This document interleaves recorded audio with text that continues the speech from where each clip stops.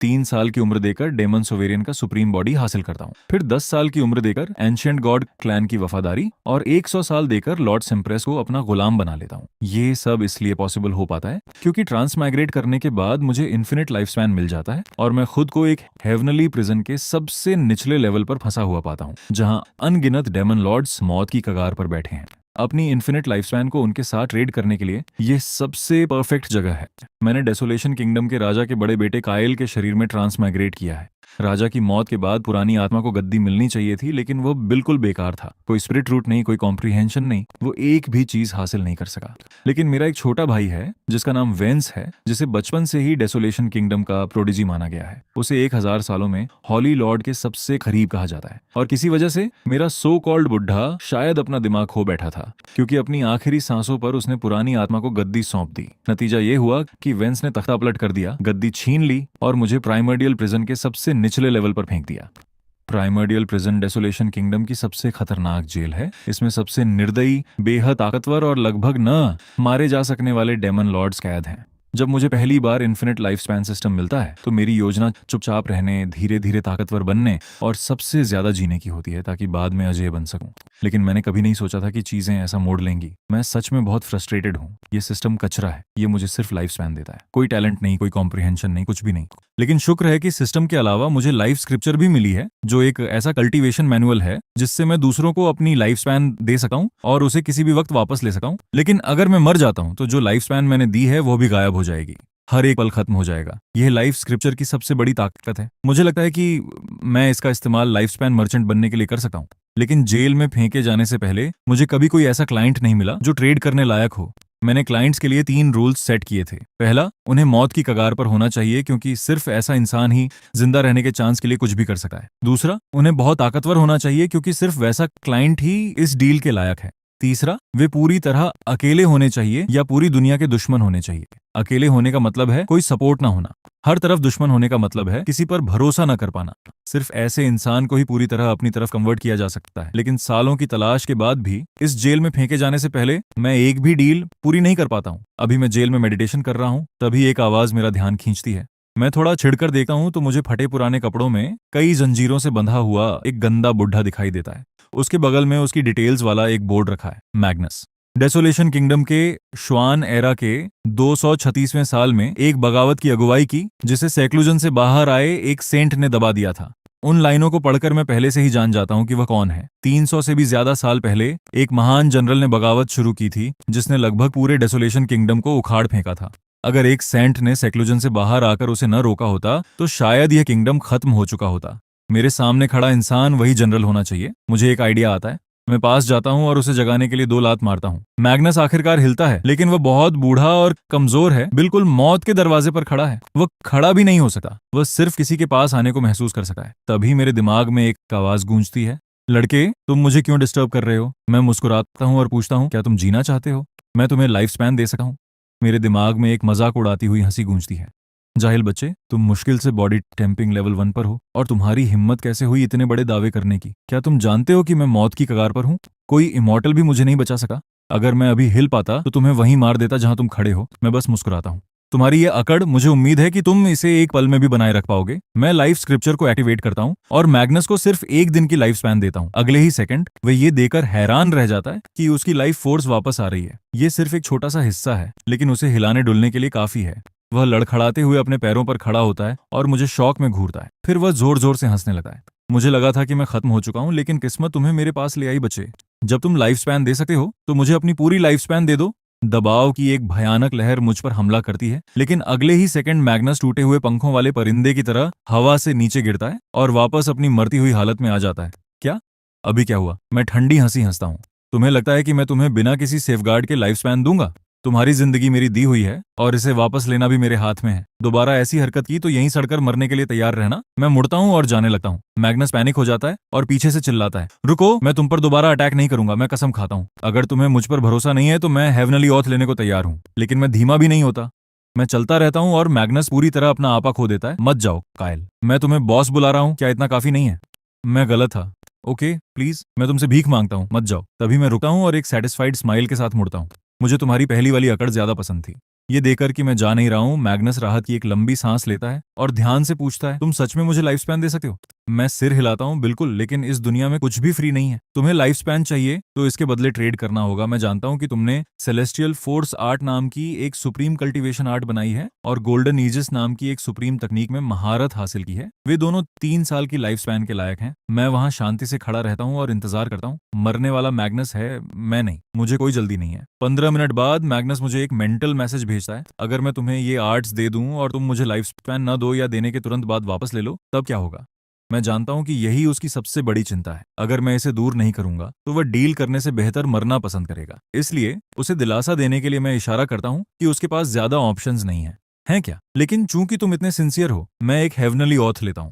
एक बार हमारी life span की डील पूरी हो जाए, जब तक तुम मुझ पर अटैक नहीं करते, मैं कभी अपनी जुबान से नहीं मुक्त करूंगा। अगर मैं ऐसा करूं तो मेरी जिंदगी खत्म हो जाए और मेरी ताकत हमेशा के लिए मिट जाए। उस औत का मतलब है कि हेवनली डाओ आपकी सारी लाइफ स्पैन छीन लेता है और आप तुरंत मर जाते हैं। किसी और के लिए यह सबसे भयानक श्राप होता, लेकिन मेरे लिए इसका कोई मतलब नहीं है। मेरी लाइफ स्पैन इन्फिनिट है, मुझे किसी बात का डर नहीं है। लेकिन मैग्नस ये बात नहीं जानता। मेरे औध खत्म करने के बाद वो आखिरकार कहता है, ठीक है, मैं ट्रेड करूंगा, लेकिन तुम मुझे पहले लाइफ स्पैन दो। मैं मौत के इतने करीब हूं कि हिल भी नहीं सकता। किसी तकनीक को पास करना तो दूर की बात है। मैं सिर हिलाता हूं और लाइफ स्क्रिप्चर को फिर से एक्टिवेट करता हूं। मैग्नस अपने अंदर बेहिसाब लाइफ फोर्स को बहते हुए महसूस करता है। मैं पूछता हूं कि उसे कैसा लग रहा है। अगर वह सेटिस्फाइड है तो डील पूरी करने का वक्त आ गया है। मैग्नस अपने पैरों पर खड़ा होता है, अंतहीन एनर्जी को महसूस करता है और अपना सिर पीछे करके हंसता है। मैं मैग्नस फिर से जिंदा हूं। एनर्जी का एक जबरदस्त धमाका पूरी जेल को हिला देता है, मानो पूरी जमीन कांप रही हो। फिर वह मेरी तरफ मुड़ता है, चेहरे पर पूरी स्माइल के साथ। काइल, मैं तुम्हें वे आर्ट्स ट्रांसमिट कर देता हूँ। वह दोनों तकनीकों को सीधे मेरे दिमाग में ट्रांसमिट कर देता है। वे मेरी कॉन्शियसनेस के अंदर पहाड़ों की तरह भारी महसूस होती हैं। सेलेस्टियल फोर्स आर्ट मैग्नस की सुप्रीम रचना है। इसे कल्टीवेट करने से इंसान का ऑरा बेहद खतरनाक हो जाता है और हर अटैक में तबाही मचाने वाली किलिंग पावर होती है। अगर दुश्मन कमजोर है तो वह सिर्फ प्रेशर से ही लड़ने की हिम्मत खो देगा। मेरे दिमाग में आ रही जानकारी से मैं बता सकता हूं कि मैग्नस ने कोई चालाकी नहीं की है। आर्ट्स पूरी तरह सही है। इसलिए मैं तुरंत उस तकनीक को सर्कुलेट करना शुरू करता हूं और मेरी इंटरनल एनर्जी जबरदस्त स्पीड से बढ़ने लगती है। स्पिरिट एनर्जी मेरे डांटियन में झरने की तरह बहती है। 15 मिनट से भी कम समय में मेरा कल्टीवेशन लेवल 4 स्टेज पार कर जाता है और बॉडी टेम्पिंग लेवल 5 पर पहुंच जाता है। मुझे भी उम्मीद नहीं थी कि ये आर्ट इतनी ताकतवर होगी, लेकिन तभी मैग्नस बोल पड़ता है, ये इस आर्ट की वजह से नहीं है। तुम्हारा टैलेंट ही इतना घटिया है। आर्ट ने बस तुम्हारे शरीर में छुपी स्पिरिट एनर्जी को ट्रिगर किया है, लेकिन ये बस यहीं तक जाएगा। मेरी सेलेस्टियल फोर्स आर्ट के साथ भी तुम्हें बॉडी टेम्पिंग को तोड़कर स्पिरिट चैनलाइजिंग तक पहुंचने में कम से कम 3 साल लगेंगे। मैं मुंह बनाता हूं और पूछता हूं, क्या तुम टैलेंट को बेहतर बनाने का कोई तरीका जानते हो? मुझे कुछ अच्छा बताओ और मैं तुम्हारी लाइफ स्पैन में 1 साल और जोड़ दूंगा। ये आखिरी बात उसे साफ तौर पर ललचाती है, लेकिन वह अपना सिर हिला देता है। टैलेंट को बूस्ट करने के तरीके बहुत रेयर हैं। मैंने भी कभी ऐसा कोई तरीका नहीं देखा, लेकिन मैं जानता हूं कि इस जेल में एक इंसान है। वो कभी एक कमजोर आम इंसान था, फिर भी वह सोवेरियन के पद तक पहुंचा। मुझे शक है कि उसके पास वही हो सकता है जो तुम ढूंढ रहे हो। वह कौन है? एक बंदा जो लगभग मर चुका है, शायद अब बोल भी नहीं सकता। वह वहां कोने में पड़ा हुआ है। थोड़ा और अंदर जाओ और तुम उसे पालोगे। मेरी आंखें तुरंत चमक उठती हैं। लगभग मर चुका, यही तो मुझे चाहिए। अगर वह मर ना रहा होता तो मुझे कोई इंटरेस्ट भी नहीं होता। मैं मैग्नस को रास्ता दिखाने के लिए कहता हूँ, जल्द ही हम एक कोने में पहुंचते हैं जहां एक मिडिल एज्ड आदमी जमीन पर पड़ा है। लेकिन हैरान करने वाली बात यह है कि मिडिल एज्ड दिखने के बावजूद उसके बाल पूरी तरह सफेद हैं, जैसे मौत की कगार पर खड़े किसी बुढ़े के होते हैं। ये साफ है कि उसके पास ज्यादा वक्त नहीं बचा है। मैग्नस उसकी तरफ इशारा करता है और समझाता है, ये वही है जिसका मैंने जिक्र किया था। इसका नाम ड्रेवन है। तुमने शायद इसके बारे में सुना होगा। वो वही डेमन लॉर्ड था जो 40 साल पहले फेमस हुआ था। उसने अनगिनत लोगों को मारा। वे कहते हैं कि उसने जीरो कल्टीवेशन टैलेंट वाले एक आम इंसान के रूप में शुरुआत की थी, लेकिन एक दुश्मन द्वारा उसके परिवार के कत्ल के बाद वह अचानक एक जीनियस बन गया। वह सोवेरियन तक पहुंचा, अपने दुश्मन को मारा और उनकी पूरी ब्लड लाइन को खत्म कर दिया। ज्यादातर लोगों का मानना है कि उसके पास टैलेंट बूस्ट करने का कोई ना कोई तरीका जरूर होगा। इसे समझाने का कोई और तरीका नहीं है। मैं सहमति में सिर हिलाता हूँ। मैंने भी इस आदमी के बारे में सुना है। तब जब मेरा सो कॉल्ड बुढ़ा जिंदा था, उसने ड्रेवन को हराने के लिए कई सोवेरियन भेजे थे। हर एक सोवेरियन फेल हो गया। खौफनाक ताकत है एक डेमन लॉर्ड जो अब यहाँ अपनी आखिरी सांसों पर पड़ा है। मैं पास जाता हूँ और उसे जगाने के लिए लात मारता हूँ। तुरंत ही एक गुस्सैल आवाज मेरे दिमाग में गूंजती है, लड़के, तुम मरना चाहते हो? मैं फालतू की बातें छोड़ता हूँ। तुम जीना चाहते हो या नहीं? ड्रेवन मजाक उड़ाता है। मुझे लगा तुम्हारे पास कोई काम की बात होगी। ये तो बस एक मजाक निकला। ये मत सोचो कि मैं मर रहा हूं तो तुम्हारा कुछ नहीं बिगाड़ सका। अगर तुम अभी यहां से नहीं गए तो मैं तुम्हारी खोपड़ी फोड़ दूंगा। मैं बहस करने की जहमत नहीं उठाता। मैं मैग्नस की तरफ मुड़ता हूँ, जाकर इसे समझाओ। अगर तुम ऐसा करते हो तो मैं तुम्हारी लाइफ स्पैन में 1 महीना और जोड़ दूंगा। मैग्नस की मुस्कान चौड़ी हो जाती है। इसे हुआ ही समझिए बॉस। मैग्नस और ड्रेवन के बीच बातचीत शुरू होती है, चाहे वह दोस्ती भरी हो या बहस वाली, मुझे कोई फर्क नहीं पड़ता। कुछ मिनटों बाद एक हिचकिचाती हुई आवाज मेरे दिमाग में आती है, तुम सच में मुझे वापस ला सके हो? बिल्कुल, अगर तुम्हें भरोसा नहीं है तो पूछने की तकल्लुफ मत करो। फिर तुम क्या चाहते हो? मैंने सुना है कि तुम्हारे पास एक सीक्रेट आर्ट है जो टैलेंट को बूस्ट करती है, मुझे वही चाहिए।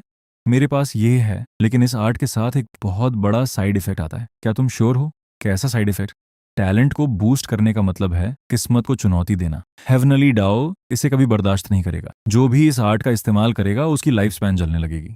तुम जितना ज्यादा टैलेंट हासिल करोगे उतनी ही ज्यादा लाइफ स्पैन खो दोगे। बेशक ड्रेवन ये बात किसी दया की वजह से नहीं कह रहा है। उसे लगता है कि चूंकि मैं लाइफ स्पैन बांट रहा हूं तो मेरी लाइफ स्पैन भी लिमिटेड ही होगी। अगर मेरी लाइफ स्पैन खत्म हो गई तो उसे जिंदा कौन रखेगा? लेकिन ड्रेवन के लिए हैरानी की बात यह है कि मैं बिल्कुल भी परेशान नहीं हूं। असल में मैं हंस पड़ता हूं। लाइफ स्पैन का जलना किसी और के लिए यह एक तबाही मचाने वाली कीमत हो सकती है, लेकिन मेरे लिए ये बिल्कुल कुछ भी नहीं है। मेरी लाइफ स्पैन इन्फिनिट है। मेरे पास जितनी चाहिए उतनी लाइफ स्पैन है। इसे पूरी तरह जला दो। सच कहूं तो मुझे सैकड़ों करोड़ों सालों की लाइफ स्पैन जलाकर एम्परर लेवल का टैलेंट हासिल करना पसंद आएगा। इसलिए मैं बिना किसी झिझक के डिक्लेयर करता हूं, बस यही साइड इफेक्ट है, बस इतना ही। मुझे वो आर्ट दे दो। ये मेरे लिए कोई साइड इफेक्ट नहीं है। ड्रेवन आगे कुछ नहीं कहता और पूछता है कि यह आर्ट कितनी लाइफ स्पैन के लायक है। मैं उसे एक नंबर देता हूं, पातम 5 साल। वह इससे खुश नहीं है, लेकिन इससे पहले कि वो एक शब्द भी बोल पाए मैं उसे बीच में ही रोक देता हूं। मुझसे बार्गेनिंग करने की कोशिश मत करो। अगर तुम ट्रेड नहीं करना चाहते तो बात यहीं खत्म करो। मुझे इतना सख्त देखकर ड्रेवन अनिच्छा से मान जाता है। ठीक है, 5 साल, लेकिन तुम मुझे लाइफ स्पैन पहले दोगे। मैं मौत के मुहाने पर हूं। इस हालत में तुम्हें कुछ भी ट्रांसमिट नहीं कर सका। डील। मैं बिना किसी झिझक के लाइफ स्पैन ट्रांसफर कर देता हूं। जैसे ही लाइफ स्पैन अंदर बहती है, ड्रेवन की वाइटैलिटी लगातार वापस आने लगती है। उसके सफेद बाल फिर से काले हो जाते हैं। वह अपने हाथों को अविश्वास से घूरता है, फिर अपना सिर पीछे करके हंसता है। मेरी लाइफ फोर्स सच में वापस आ गई है। मैं ड्रेवन वापस आ गया हूं। कुछ मिनटों बाद उसका एक्साइटमेंट आखिरकार शांत होता है। मैं पूछता हूं कि उसे कैसा लग रहा है। अब अपनी बात पूरी करने का वक्त आ गया है। ड्रेवन मेरी तरफ देखता है। उसकी आंखों में एक ठंडी झलक चमकती है, लेकिन तभी वह मैग्नस को मेरे बगल में खड़ा देखता है और उसकी हिम्मत टूट जाती है। वह असल में मुझे मारना या कंट्रोल करना चाहता है ताकि मुझे और ज्यादा लाइफ स्पैन देने के लिए मजबूर कर सके, लेकिन मैग्नस से एक दबाने वाला ऑरा निकल रहा है जिससे ड्रेवन को एहसास होता है कि मैग्नस खुद उससे कमजोर नहीं है। इसके अलावा मैग्नस ने उसे पहले ही वार्न कर दिया था कि मैं न सिर्फ लाइफ स्पैन दे सकता हूं बल्कि उसे किसी भी वक्त वापस भी ले सकता हूं। ड्रेवन को शक है, लेकिन वह कोई कदम उठाने की हिम्मत नहीं करता, इसलिए वह उस आर्ट को सीधे मेरे दिमाग में ट्रांसमिट कर देता है। ये ब्लड फायर टैलेंट आर्ट है, बिल्कुल वही जो तुम चाहते थे। मैं जानकारी का एक सैलाब अपने अंदर आता हुआ महसूस करता हूँ और मेरा एक्साइटमेंट बढ़ जाता है। मैं तुरंत मैग्नस को पहरा देने के लिए कहता हूँ और वहीं जमीन पर कल्टीवेट करने बैठ जाता हूँ। ब्लड फायर टैलेंट आर्ट इंसान के टैलेंट को जबरदस्ती बूस्ट करने के लिए लाइफ स्पैन को जलाती है। 10 साल की लाइफ स्पैन से एवरेज टैलेंट मिलता है, 100 साल से सुपीरियर टैलेंट मिलता है, 1000 साल से टॉप ईयर टैलेंट मिलता है, 10,000 साल से अनराइवल टैलेंट मिलता है, और लाइफ स्पैन मेरे पास जितनी चाहिए उतनी है। इसलिए मैं शुरुआत में ही सीधे 10,000 साल जलाने का फैसला करता हूँ। Blood fire talent art activate हो जाती है। मैं अपनी लाइफ फोर्स को एक खतरनाक स्पीड से ड्रेन होते हुए महसूस कर सकता हूँ, लेकिन मेरी लाइफ स्पैन इन्फिनिट है और मेरी लाइफ फोर्स भी। ये ड्रेन समंदर में एक बूंद के बराबर है। महज कुछ ही मिनटों में मैं न जाने कितने सालों की लाइफ स्पैन जला चुका हूँ। 15 मिनट बाद वो आर्ट अचानक रुक जाती है। मैं होश में आता हूँ, ये सोचकर कंफ्यूज कि ये रुक क्यों गई। तभी ड्रेवन शॉक में चिल्लाता है, तुमने अभी एक ही बार में 100 साल की लाइफ स्पैन जला दी। क्या तुम खुद को मारना चाहते हो? मुझे जरा भी परवाह नहीं है। 100 साल, वो तो बस एक छोटी सी बात है। मुझे बस ये बताओ कि ये आर्ट रुक क्यों गई। ड्रेवन समझाता है कि चूंकि ये आर्ट हेवनली रूल्स को चुनौती देती है, इसलिए ये एक दिन में ज्यादा से ज्यादा सिर्फ 100 साल ही जला सकती है। मैं थोड़ा डिसअपॉइंट होता हूँ, लेकिन मैग्नस तुरंत भागते हुए आता है और घबराहट में पूछता है, कायल क्या तुम ठीक हो? क्या तुम थोड़ा कंट्रोल रख सकते हो? एक बार में 100 साल जलाना, तुम्हारे पास आखिर कितनी लाइफ स्पैन है? वो मेरी लाइफ स्पैन को लेकर मुझसे भी ज्यादा फिक्रमंद है, क्योंकि अगर मेरी लाइफ स्पैन खत्म हो गई तो उसे जिंदा कौन रखेगा। मैं उसे हाथ से दूर रहने का इशारा करता हूँ।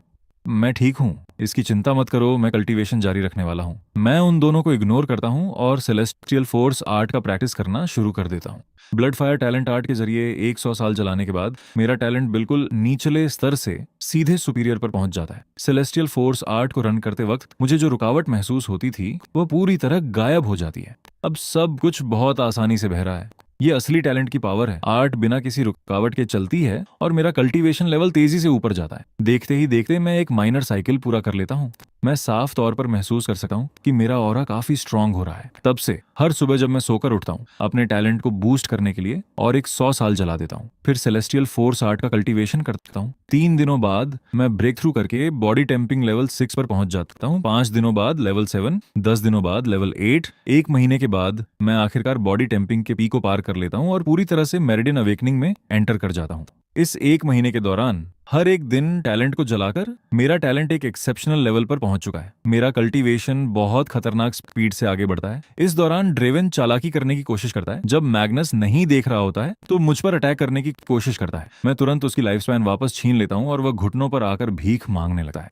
मेरे गुस्से को शांत करने के लिए ड्रेवन के पास एक और टॉप टियर तकनीक ऑफर करने के अलावा कोई रास्ता नहीं बचता। ब्लड फायर बर्स्ट आर्ट, ये ड्रेवन की अपनी क्रिएशन है। एक ऐसी तकनीक जो अपनी पावर को जबरदस्ती मल्टीप्लाई करने के लिए लाइफ स्पैन को जलाती है। आप जितनी ज्यादा लाइफ स्पैन जलाएंगे, पावर उतनी ही ज्यादा बढ़ेगी। कहते हैं कि इसके पीक पर आप एक बार में हजारों साल जला सकते हैं और अपनी पावर को एक सेंट के लेवल तक ले जा सकें। अब ये तकनीक तो बिल्कुल मेरे जैसे इंसान के लिए ही बनी है। इसे हासिल करने के बाद मैं बात को यहीं खत्म कर देता हूँ और एक बार जब ड्रेवन को पता चल जाता है कि मैं किसी भी वक्त लाइफ स्पैन वापस ले सकता हूँ, तो वह दोबारा कभी ऐसी हरकत करने की कोशिश नहीं करता। वह भी मैग्नस की तरह ही पूरी तरह लॉयल हो जाता है। मेरिडियन अवेकनिंग पर पहुंचने के बाद मेरा ऑरा बेहद ताकतवर हो जाता है। सेलेस्टियल फोर्स आर्ट सच में अपने नाम पे खरी उतरती है। भले ही मैंने अभी मेरिडियन अवेकनिंग में एंटर ही किया है, लेकिन एक नॉर्मल मेरिडियन अवेकनिंग कल्टीवेटर मेरे सामने टिक भी नहीं पाएगा।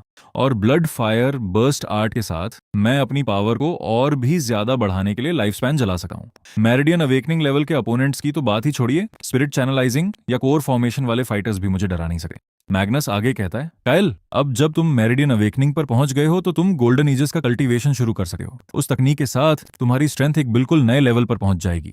मैं सिर हिलाता हूँ। गोल्डन एजेस मैग्नस की अपनी क्रिएशन है। कहते हैं कि एक बार इसमें महारत हासिल करने के बाद आपके सेम लेवल का कोई भी इंसान आपको नुकसान नहीं पहुंचा सकता। यहाँ तक कि आपसे 1 या 2 रियल्म ऊपर का इंसान भी इसे तोड़ने के लिए स्ट्रगल करेगा और इस एजेस के अंदर आपकी अपनी पावर कई गुना बढ़ जाती है। मैं काफी समय से इसे सीखना चाहता था, लेकिन बॉडी टेम्पिंग का लेवल इसे शुरू करने के लिए बहुत कम था। अब जब मैं मेरिडियन अवेकनिंग तक पहुंच गया हूं तो मैं आखिरकार इसे शुरू कर सका हूं। मैं शुरुआत करने के लिए बैठता हूं, लेकिन तभी ड्रेवन अचानक बोल पड़ता है, एक चूहा आ रहा है।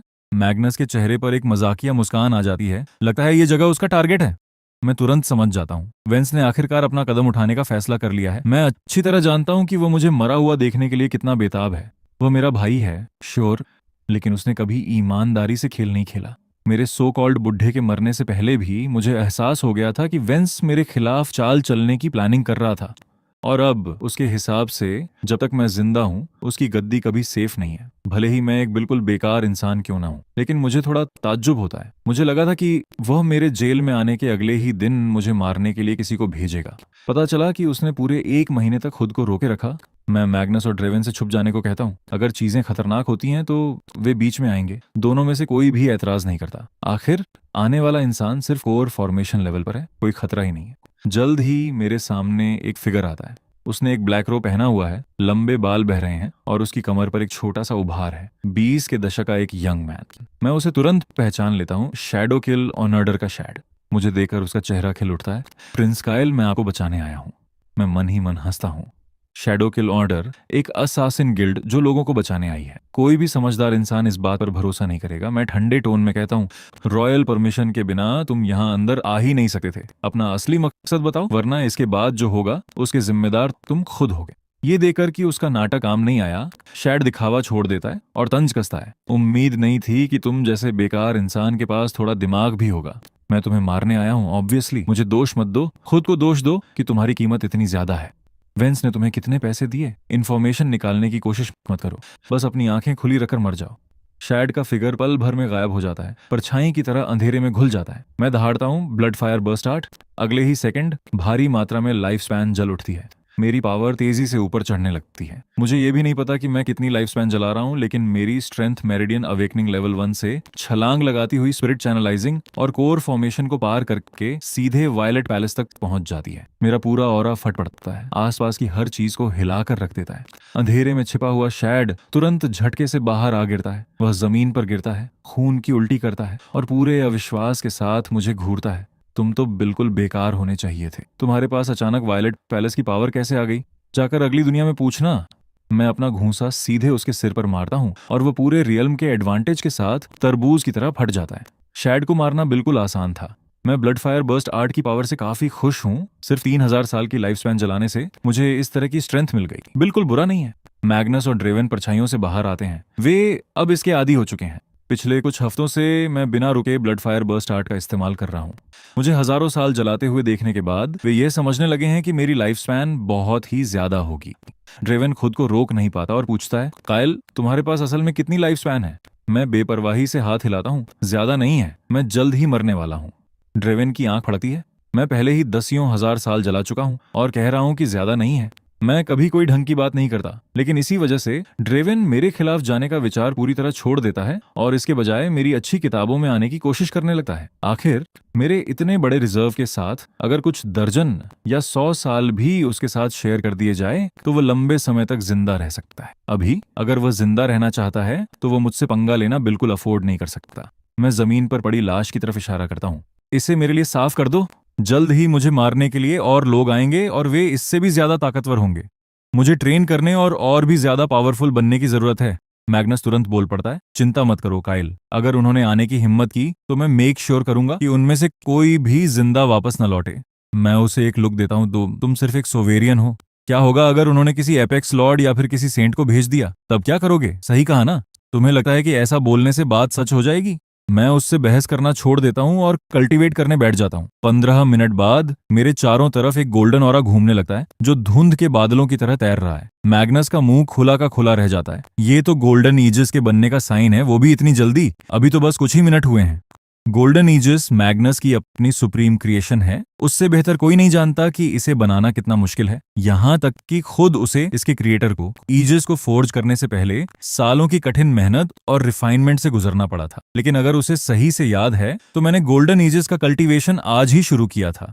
ड्रेवन अपनी भौहें उठाता है। क्या तुम्हारा ये गोल्डन ईजिस सच में इतना मुश्किल है बनाना? मैग्नस ठंडे टोन में जवाब देता है, मैंने इसे फोर्ज करने के लिए अपने खुद के कल्टीवेशन को पूरे 3 सालों तक रोके रखा था। अगर मैंने ऐसा न किया होता तो मैं उस वक्त एपेक्स लॉर्ड बन चुका होता। यहाँ तक कि सेंट के लेवल पर पहुंचना भी कोई बड़ी बात नहीं थी। इस बात से ड्रेवन को अंदाजा हो जाता है। वो कहता है, खैर, ये बच्चा अपने टैलेंट को बूस्ट करने के लिए हर दिन 100 साल की लाइफ स्पैन जलाता है, तो इस तरह की स्पीड कोई अजीब बात नहीं है। मैग्नस को फिर भी ये बात हजम नहीं होती। मुझे तो लगने लगा है कि ये कोई मॉन्स्टर है। हर दिन इतनी लाइफ स्पैन को ऐसे जलाना जैसे कुछ हुआ ही ना हो। मुझे लग रहा है कि सिर्फ कुछ सालों की लाइफ स्पैन के लिए 2 सुप्रीम आर्ट्स का ट्रेड करना एक काफी बुरा सौदा था। तभी मैं अपनी आंखें खोलता हूँ। मैंने उसका एक एक शब्द सुन लिया था। मैग्नस डर के मारे लगभग उछल ही पड़ता है। काइल, तुमने गलत सुन लिया। तुमने डेफिनेटली गलत सुना है। मैं मुस्कुराता हूँ। क्या सच में? मुझे तो लगा कि तुम थोड़े नाखुश थे। बिल्कुल नहीं, मैं तो आपका वफादार लैब डॉग हूँ। मैं भला नाखुश कैसे हो सकता हूँ? ड्रेवन स्पीचलेस हो जाता है। ये आदमी लगभग उसी के लेवल का है। सिर्फ जिंदा रहने के लिए कोई इंसान अपना सारा आत्मसम्मान कैसे भूल सकता है? लेकिन इसके साथ ही उसे थोड़ी जलन भी होती है। आखिर वो भी तो यही कर सकता था। मैं हंसता हूँ और कहता हूँ, दुख की बात यह है कि इस गोल्डन ईजिस पर कल्टीवेशन की पाबंदियां हैं। मैं अभी इसकी दूसरी लेयर को ट्रेन नहीं कर सका। गोल्डन ईजिस में टोटल 9 लेयर्स हैं। मेरिडियन अवेकनिंग से सिर्फ पहली लेयर अनलॉक होती है। अगला रियलम दूसरी लेयर को अनलॉक करता है और इसी तरह 9वीं लेयर तक पहुंचने के लिए एपेक्स लॉर्ड बनना पड़ता है। मैग्नस तुरंत मेरी मक्खनबाजी करने लगता है। कायल, तुम्हारे टैलेंट के साथ तुम देर सबेर ब्रेक थ्रू कर ही लोगे। गोल्डन ईजिस की 9वीं लेयर तक पहुंचना तो तय है। मैं अपनी ईमानदारी की कसम खाकर इसकी गारंटी देता हूँ। मैं अपनी आंखें घुमाता हूँ। मुझे बख्श दो। तुम एक डेमन लॉर्ड हो। ईमानदारी और तुम रहने ही दो। लेकिन मैग्नस विरोध करता है। कौन कहता है कि हमारे पास ईमानदारी नहीं होती? डेमन लॉर्ड्स का कैरेक्टर भी नोबल हो सकता है। तुम्हें ऐसी पुरानी सोच नहीं रखनी चाहिए कायल। मैं उसे इग्नोर करता हूँ और ड्रेवन की तरफ मुड़कर पूछता हूँ कि क्या कोई और तरीके हैं जो पावर बढ़ाने के लिए लाइफ स्पैन जलाते हो? अगर ऐसे तरीके हैं तो मुझे बताओ और मैं उसकी लाइफ स्पैन में कुछ और साल जोड़ दूंगा। लेकिन ड्रेवन अपना सिर हिला देता है। इस तरह के तरीकों को हमेशा फॉरबिडन आर्ट्स कहा गया है।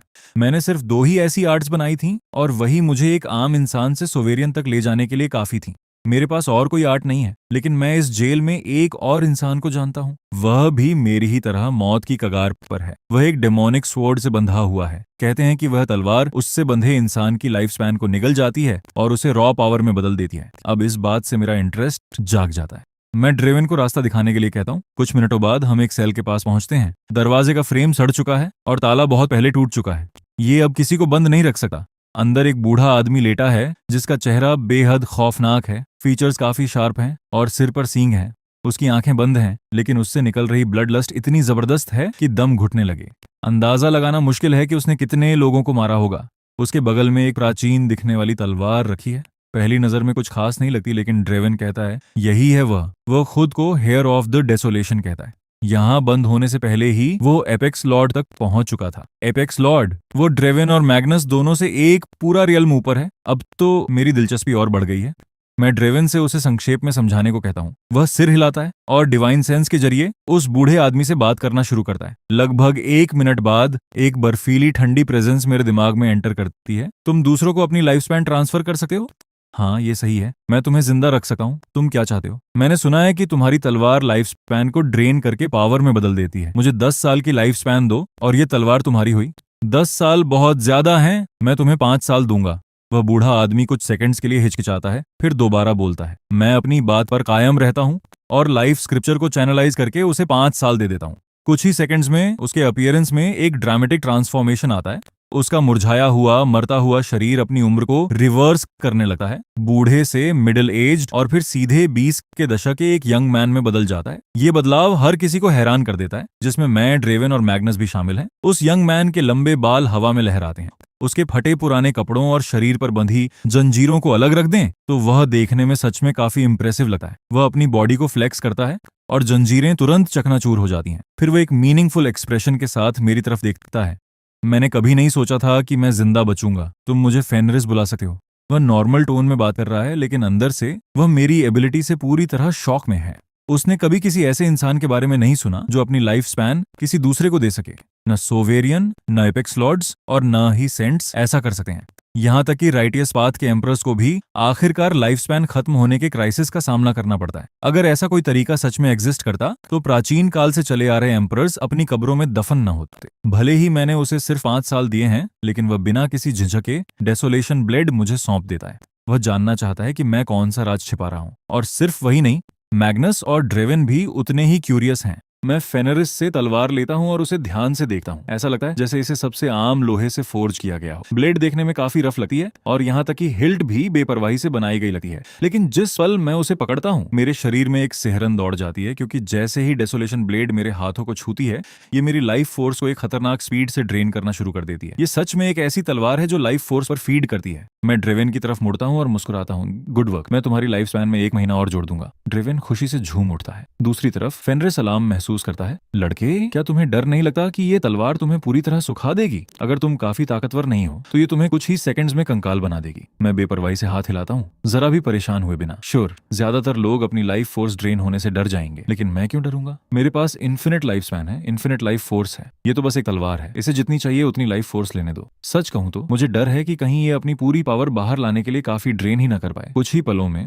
डेसोलेशन ब्लेड बहुत भारी मात्रा में लाइफ फोर्स अब्सॉर्ब कर लेती है। मैं इसकी पावर को टेस्ट करने का फैसला करता हूँ। मैं अपनी पूरी स्ट्रेंथ जमा करता हूँ और तलवार चलाता हूँ, जिससे स्वॉर्ड एनर्जी के जबरदस्त ब्लास्ट निकलते हैं। आसपास की सेल्स तबाह हो जाती हैं और डार्क आयरन की दीवारें धूल में मिल जाती हैं। वे तीनों बूढ़े डेमन लॉर्ड्स मुश्किल से कोई रिएक्शन देते हैं, लेकिन मैं बहुत सेटिस्फाइड हूँ। वह स्ट्राइक शायद वॉइड पियर्सिंग के लेवल के करीब थी। ब्लड फायर, बर्स्ट आर्ट और डेसोलेशन ब्लेड के कॉम्बिनेशन के साथ ये सच में एक डेमोनिक ब्लेड के लायक है। भले ही मैं अभी सिर्फ मेरिडियन अवेकनिंग पे हूँ, लेकिन जो पावर मैं अनलीश कर सकता हूँ वह एक वॉइड पियर्सिंग फाइटर को मारने के लिए काफी है। Meridian awakening, spirit channelising, core formation, violet palace, void piercing, ये पूरे 3 रियल्म्स का अंतर है। ये मेरे लेवल पर अजय होने से भी बहुत आगे की बात है। इसके अलावा तीनों डेमन लॉर्ड्स की जिंदगियां अब मेरे हाथों में है। वे मुझे छोड़कर कहीं नहीं जा सकते। अब मुझे जो करने की जरूरत है वह है इस पूरी जेल का सफाया करना, और जब वक्त आए तो लड़ते हुए बाहर निकलना। भला कौन मुझे रोक पाएगा? आखिर वेंस ने मेरे साथ जो किया था मैं उसे कभी नहीं भूला। वो भले ही मेरा भाई हो, लेकिन उसने मुझे मरवाने की कोशिश की थी। मैं इसे ऐसे ही कैसे जाने दे सकता हूँ? इस बीच डेसोलेशन किंगडम के अंदर अपने कोरोनेशन के बाद वेंस स्टेट के अफेयर्स संभालना शुरू करता है। अपने इंपीरियल रोब में वो एक के बाद एक मिनिस्टर्स की रिपोर्ट सुनता है और ज्यादा से ज्यादा ओवरवेल्म्ड महसूस करने लगता है। गद्दी पर बैठने के बाद ही उसे एहसास होता है कि इस सीट पर बैठना इतना आसान नहीं है, लेकिन जो भी हो वह अब सुप्रीम रूलर है। कोई भी उसकी खिलाफत नहीं कर सकता। उसका कल्टीवेशन सिर्फ वायलेट पैलेस है, लेकिन 17 साल की उम्र में उस लेवल तक पहुंचना पूरे डेसोलेशन किंगडम में एक रेयर टैलेंट माना जाता है। अचानक उसके दिमाग में एक चेहरा आता है, उसका वह बिल्कुल बेकार भाई जिसे उसने जेल में फेंक दिया था। आखिरी मिनिस्टर के जाने के बाद वो धीमी आवाज में बड़बड़ाता है, मैंने जिस आदमी को भेजा था उसकी कोई खबर आई क्या? उसने काम पूरा कर दिया? कुछ सेकंड्स बाद हवा में से एक आवाज आती है, अभी तक कोई खबर नहीं है। वेंस का एक्सप्रेशन पूरी तरह बर्फीला हो जाता है। वह शैडो किल ऑर्डर का बंदा है, कोई खबर ना हो ना। शैडो किल ऑर्डर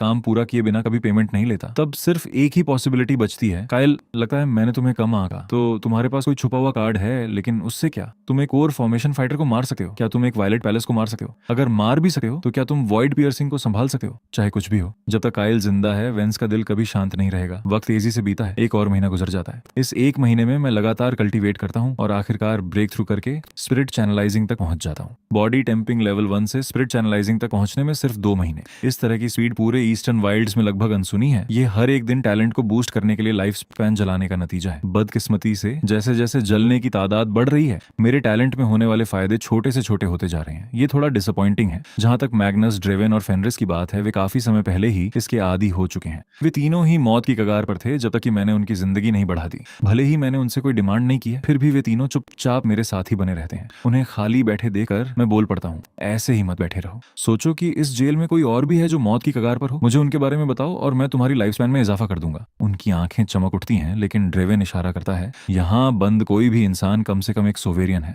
उस लेवल के लोग सदियों तक जीते हैं, कुछ तो 1000 साल से भी ज्यादा। ऐसे लोग बहुत ज्यादा नहीं है जो सच में मर रहे हो। मैं डिसअपॉइंट होता हूँ, लेकिन तभी फेनरिस बीच में बोलता है, भले ही यहाँ कोई मर ना रहा हो, लेकिन इस जेल में कई फॉरबिडन जोन है। कुछ जगहें तो ऐसी हैं जहाँ जाने की हिम्मत मैं भी नहीं करता। क्या तुम चलकर देखना चाहते हो? फॉरबिडन शब्द सुनते ही मेरी धड़कनें तेज हो जाती हैं। जिस भी चीज को फॉरबिडन कहा गया हो वह पक्का कुछ काम की ही होगी। मैं फेनरिस को रास्ता दिखाने के लिए कहता हूँ। मैग्नस और ड्रेवन पीछे नहीं छूट सकते थे, इसलिए वे भी साथ हो लेते हैं। कुछ ही देर में हम एक घने कोहरे को पार करते हुए एक बड़े खुले मैदान में पहुंचते हैं। आगे एक विशाल सीढ़ी खड़ी है, 9 सीढ़ियां, और हर एक सीढ़ी से एक खतरनाक किलिंग ऑरा निकल रहा है। 9वीं सीढ़ी के ऊपर बादलों में छिपा हुआ एक केव ड्वेलिंग है जिसका दरवाजा पूरी तरह बंद है। इस नजारे को देखकर तो मैं भी हैरान रह जाता हूँ। डेसोलेशन किंगडम का राजकुमार होने के बावजूद मैंने प्राइमोर्डियल प्रिजन के अंदर ऐसे किसी स्ट्रक्चर के बारे में कभी नहीं सुना था। मैं खुद को रोक नहीं पाता और पूछता हूँ, ये कौन सी जगह है? फेनरिस कहता है कि वह भी नहीं जानता, उसे बस इतना पता है कि ये एक रिस्ट्रिक्टेड एरिया है। उसने एक बार सीढ़ियों पर चढ़ने की कोशिश की थी, लेकिन उसकी लाइफ फोर्स बहुत ही खतरनाक स्पीड से ड्रेन होने लगी थी। उसके बाद उसने कभी आगे जाने की हिम्मत नहीं की। ये सुनते ही कि सीढ़ियां और लाइफ फोर्स को निगल जाती है, मेरा एक्साइटमेंट बढ़ जाता है। मैं पहली सीढ़ी पर कदम रखता हूँ और तुरंत महसूस करता हूँ कि मेरी लाइफ फोर्स ऐसे खींच रही है जैसे कोई गहरा समंदर आखिरी बूंद भी निचोड़ लेना चाहता हो। उसी पल ऊपर बंद दरवाजा हल्का सा हिलता है। मेरा दिल खुशी से उछल पड़ता है। मैं दूसरी सीढ़ी पर कदम बढ़ाता हूँ। ड्रेन होने की स्पीड दोगुनी हो जाती है। सिर्फ कुछ ही सेकंड्स में मैं ये देखकर चौंक जाता हूँ कि मैं दर्जनों सालों की लाइफ स्पैन खो चुका हूँ। मैं तारीफ किए बिना नहीं रह पाता। सच में बेहद खौफनाक। इस स्पीड से तो कोई भी नॉर्मल इंसान आगे जाने की हिम्मत नहीं करेगा, लेकिन मेरे पास इन्फिनिट लाइफ स्पैन है। मुझे जरा भी फिक्र नहीं है। मैं चढ़ना जारी रखता हूँ। तीसरी सीढ़ी पर ड्रेन 4 गुना हो जाता है, चौथी सीढ़ी पर 8 गुना, 5वीं सीढ़ी पर 16 गुना। हर एक सीढ़ी पिछले वाले के मुकाबले ड्रेन को डबल कर देती है। आखिरी सीढ़ी तक पहुंचते पहुंचते ड्रेन पहली सीढ़ी का 256 गुना हो जाता है। इस खौफनाक स्पीड से सिर्फ 1 सेकंड में मेरी दसियों हजार सालों की लाइफ स्पैन खत्म हो रही थी। अगर किसी के पास इन्फिनिट लाइफ स्पैन ना हो तो यहाँ आने वाला कोई भी इंसान, चाहे वो एक एम्परर ही क्यों ना हो, ऊपर पहुंचने से पहले ही खत्म हो जाएगा। नीचे खड़े वे तीनों डर और शौक में जम जाते हैं। वे पुराने डेमन लॉर्ड्स हैं, लेकिन उन्होंने कभी ऐसा कुछ नहीं देखा था। मैग्नस का मुंह इतना बड़ा खुला रह जाता है कि उसमें एक अंडा समा जाए। उसने अभी ऊपर पहुंचने में कितने सालों की लाइफ फोर्स खो दी? क्या उसके पास सच में इतनी लाइफ स्पैन है? ड्रेवन के चेहरे पर खौफ साफ दिख रहा है। इस तरह की बेहिसाब लाइफ फोर्स किसी इंसान की नहीं हो सकी। यहाँ तक कि एक एम्परर भी ऐसा नहीं कर सका। और फेनरिस पूरी तरह दंग रह जाता है, अपनी चीख को मुश्किल से रोकते हुए। क्या वो कोई लेजेंडरी इमॉर्टल है? आखिरकार पहली सीढ़ी से 9वीं सीढ़ी तक चढ़ने के लिए कम से कम दसियों हजार सालों की लाइफ फोर्स की जरूरत पड़ती। जब मैं आखिरी सीढ़ी पर पहुंचकर दरवाजे के सामने खड़ा होता हूँ तो वो जोर जोर से कांपने लगता है और फिर धीरे धीरे ऐसे खुलता है जैसे कोई मॉन्स्टर अपना जबड़ा खोल रहा हो। अंदर से एक मिस्टीरियस ग्लो बाहर निकलता है। मैं खुले हुए दरवाजे के सामने खड़ा हूँ। एक बैरियर मेरी नजर को रोकता है। मैं अंदर नहीं देख पा रहा हूँ कि क्या है, लेकिन मुझे एक फीलिंग आती है कि जिस चीज की मुझे सच में जरूरत है वो अंदर ही है। बिना किसी हिचकिचाहट के मैं अंदर कदम रख देता हूँ। दरवाजा मेरे पीछे जोर से बंद हो जाता है। अचानक हुई इस आवाज से मैं थोड़ा चौंकता हूँ, लेकिन पैनिक नहीं होता। इसके बजाय मैं शांति से गहराई की तरफ बढ़ता हूँ। ये जगह एक गुफा की तरह बंजर और अंधी है। बिल्कुल आखिरी छोर पर मुझे एक स्टोन टैबलेट मिलता है जिस पर कुछ लिखा हुआ है। मैं उसे ध्यान से पढ़ता हूँ और पाता हूँ कि यह किसी की लाइफ स्टोरी है। एक आम इंसान जो अनगिनत मुश्किलों को पार करके एक दुनिया हिला देने वाला पावर हाउस बना। मुझे उसकी कहानी में कोई इंटरेस्ट नहीं है। जो चीज मेरा ध्यान खींचती है वो है उसका अंत। एक मरे हुए फील्ड एम्परर को दबाने के लिए इस वॉरियर ने अपनी पूरी लाइफ फोर्स की कुर्बानी देकर एक प्रिजन बनाया, एक सुप्रीम फॉर्मेशन एरे तैयार किया। उस फॉर्मेशन का कोर यही स्टोन टैबलेट है। मुझे उस फील्ड में कोई दिलचस्पी नहीं है, लेकिन इस फॉर्मेशन एरे में बिल्कुल है, और टैबलेट पर इसे पूरी तरह रिकॉर्ड किया गया है। इसे हेवंस प्रिजन एरे कहा जाता है। एक ऐसा फॉर्मेशन जो आपकी खुद की लाइफ फोर्स को एक पिंजरे में बदल देता है, जो आसमान और जमीन को सील कर देता है और अंदर फंसे किसी भी दुश्मन को हमेशा के लिए कैद कर देता है। आपकी लाइफ फोर्स जितनी स्ट्रांग होगी, ये एरे उतना ही खतरनाक होगा। एक खास लेवल पर मरे हुए फील्ड एम्परर की तो बात ही छोड़िए, अपनी पूरी पावर में मौजूद एम्परर भी पूरी तरह सील हो जाएगा। और एक बार सील होने के बाद ये एरे लगातार लाइफ फोर्स को ड्रेन करता रहता है, जिससे अंदर फंसी कोई भी चीज हड्डियों के ढांचे में बदल जाती है। कोई ताज्जुब नहीं कि वे सीढ़ियां इतनी खतरनाक स्पीड से लाइफ फोर्स निकल रही थी। ये सब इसी एरे का काम था, और यही तो मुझे चाहिए था। मैं उस टैबलेट के सामने बैठ जाता हूँ और एरे को स्टडी करना शुरू करता हूँ। ब्लड फायर टैलेंट आर्ट की बदौलत मेरा टैलेंट पहले से ही एक खतरनाक लेवल पर है। भले ही हेवंस प्रिजन एरे बेहद कॉम्प्लेक्स है, मैं इसे बहुत जल्दी मास्टर कर लेता हूँ। फॉर्मेशन से निकलती रोशनी की किरणें मुझ पर किसी डिवाइन ब्लेसिंग की तरह जम जाती हैं। इस एरे के साथ अगर कभी मेरा सामना किसी ऐसे दुश्मन से होता है जिसे मैं हरा नहीं सकता, तो मैं उसे सील करने के लिए 1,00,000 साल की लाइफ स्पैन जला सकता हूँ। 1,00,000 साल एक सोवेरियन को सील कर देते हैं, लेकिन इस एरे की अपर लिमिट इससे कहीं ज्यादा है। अभी के लिए मैंने सिर्फ पहली लेयर को समझा है। हेवंस प्रिजन एरे की 3 लेयर्स हैं। अगर मैं तीसरी लेयर को मास्टर कर लेता हूं, तो मैं एक एम्परर को भी सील कर सकता हूं। इसकी इकलौती कीमत है लाइफ स्पैन। बदकिस्मती से मेरा मौजूदा कल्टीवेशन तीसरी लेयर को समझने के लिए बहुत कम है। एरे को मास्टर करने के बाद मैं अब इस फॉर्मेशन के अंदर सील किए गए फील्ड को देख सकता हूं। मैं एरे से कनेक्ट होने के लिए स्पिरिट एनर्जी को चैनलाइज कर सकता हूं। ये एक विशाल पिंजरा है, अंधेरा और बंजर, जो बेअंत लगता है, लेकिन असल में एक छोटी सी जगह में कैद है। नीचे अंधेरे में मुझे वो कैद हुआ फींड दिखाई देता है। वह फींड पूरी तरह काले कोहरे की दीवार के पीछे छिपा हुआ है। मैं उसका पूरा रूप नहीं देख पा रहा हूँ। उस कोहरे के पार अनगिनत जंजीरों ने हर चीज को जकड़ रखा है, यहाँ तक कि एरे द्वारा सील भी कर रखा है।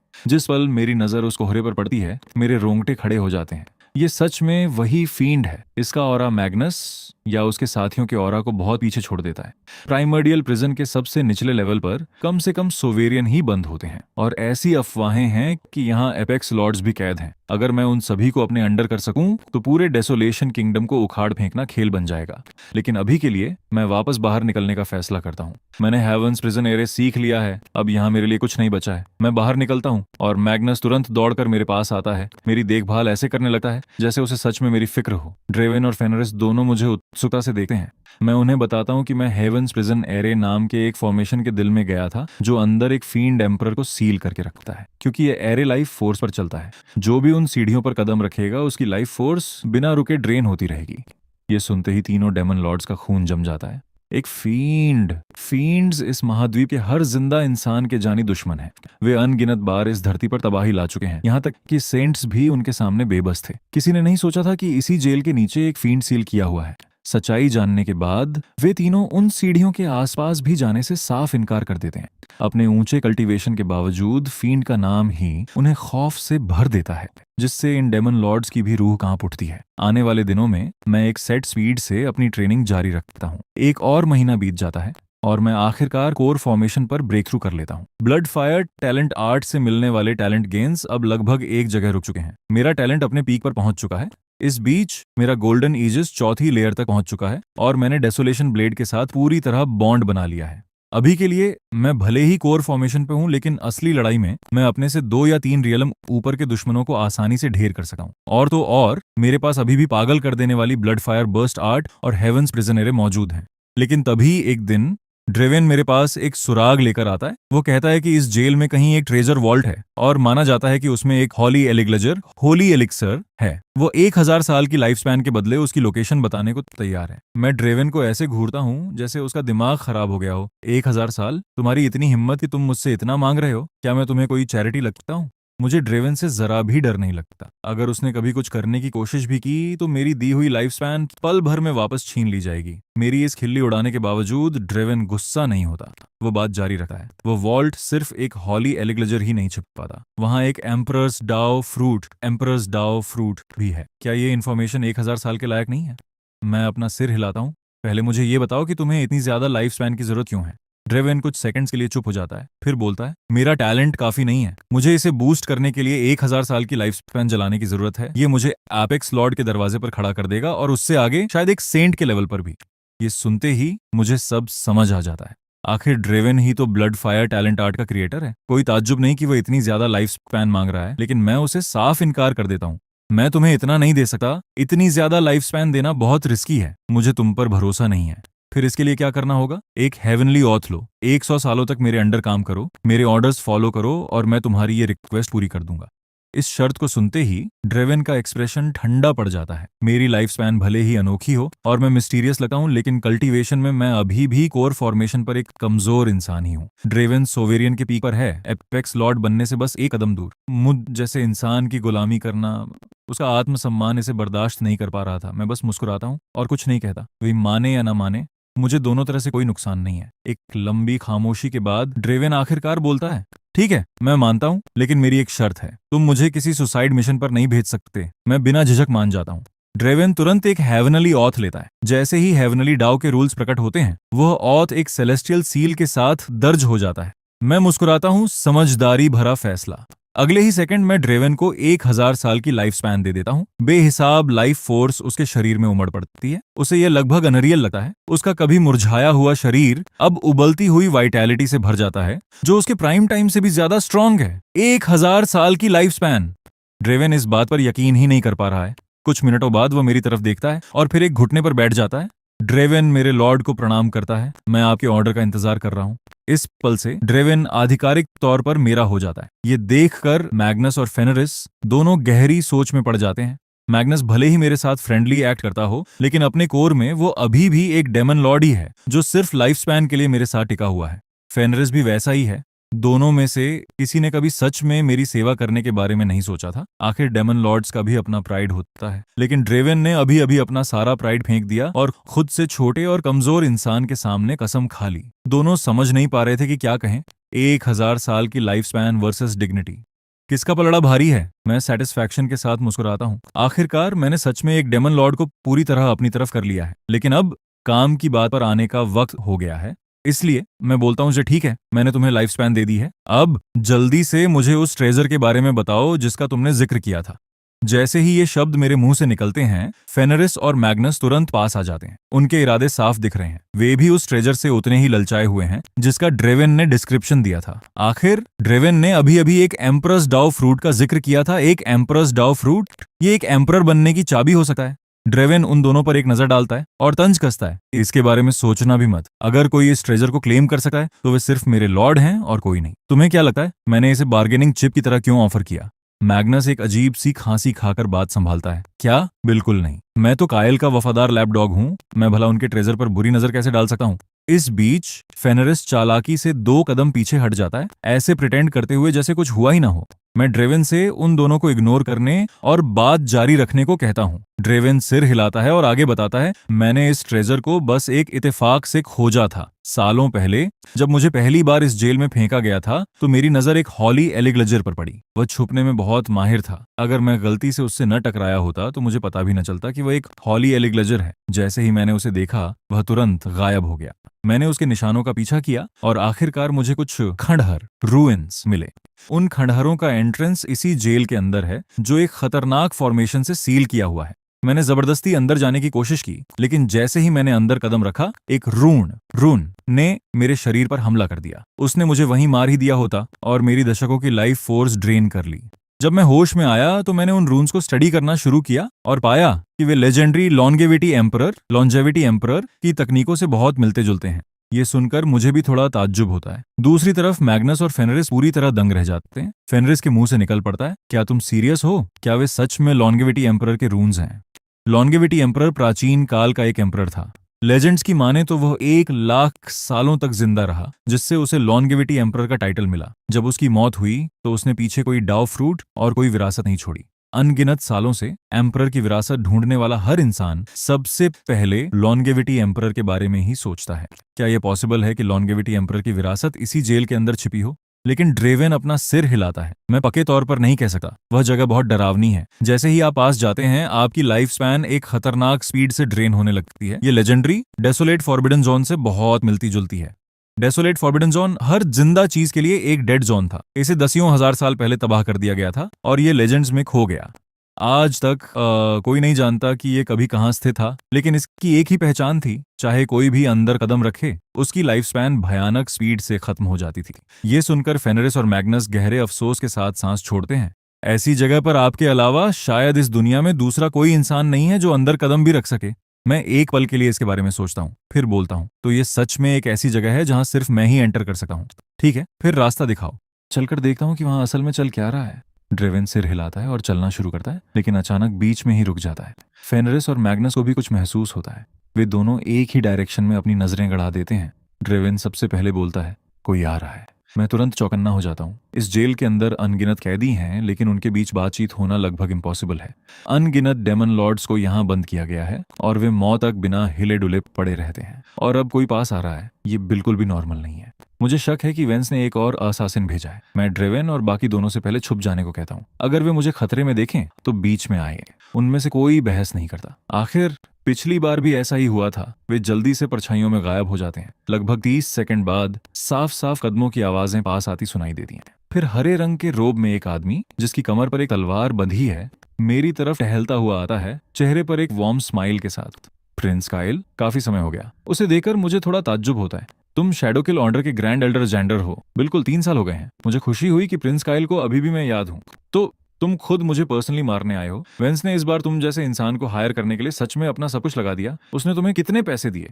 अगर मुझे सही से याद है तो जेंडर का कल्टीवेशन वॉइड पियर्सिंग पीक पर होना चाहिए, जिसे इंपीरियल पीक भी कहा जाता है। सोवेरियन से बस एक कदम दूर।